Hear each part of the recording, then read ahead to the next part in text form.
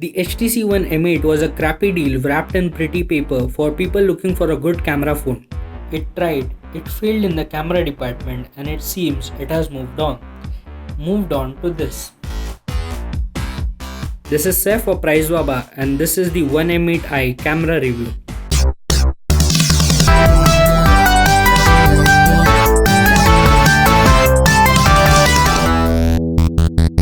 Let's start with the specifications.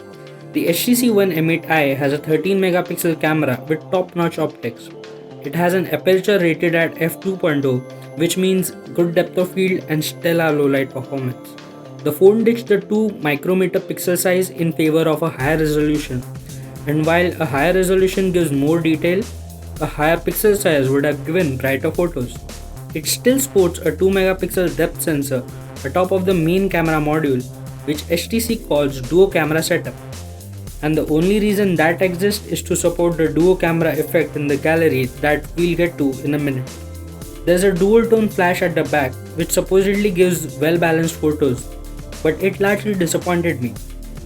The front camera is a 5 megapixel sensor and it is also clocked at f2.0, which gives really bright selfies, and it is a wide angle lens for capturing group views. Unlike other Android phone cameras, the camera on the One M8i is quick on launching and focusing, and it feels as fast as the Sony Xperia Z3. There's a launch gesture that allows to jump into the camera straight from the lock screen by tapping the volume button and holding the phone horizontally. I think they have compensated for the lack of camera button here, and the default camera app takes photos with volume button. If I were to sum up the interface of the One M8 in one sentence, I'd just say that it is a complete package.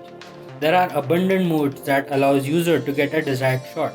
The auto mode is tweakable too, as it allows to set a maximum ISO and exposure value. While the auto mode manages to give decent shot, professional photographers would love the manual mode. The manual mode further allows to control the ISO and shutter speed, and also allows to focus manually.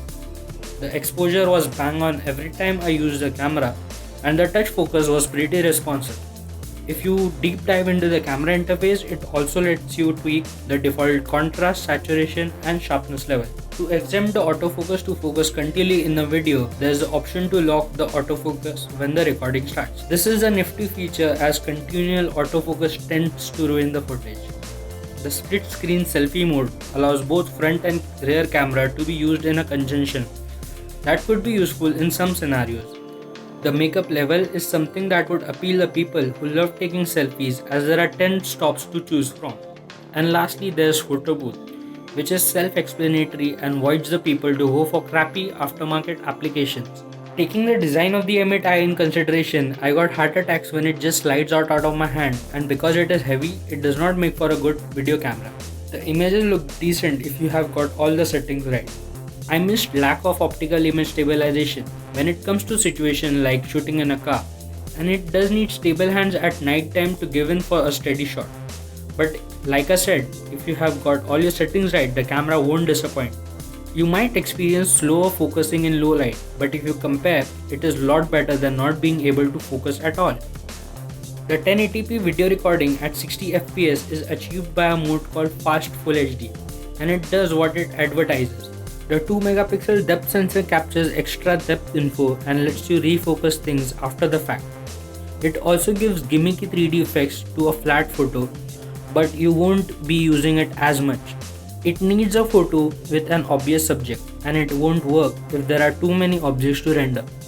In closing, I'd love to see how Lollipop turns out on the HTC One M8i with a new camera API that allows RAW capturing. The M9 is also around the corner.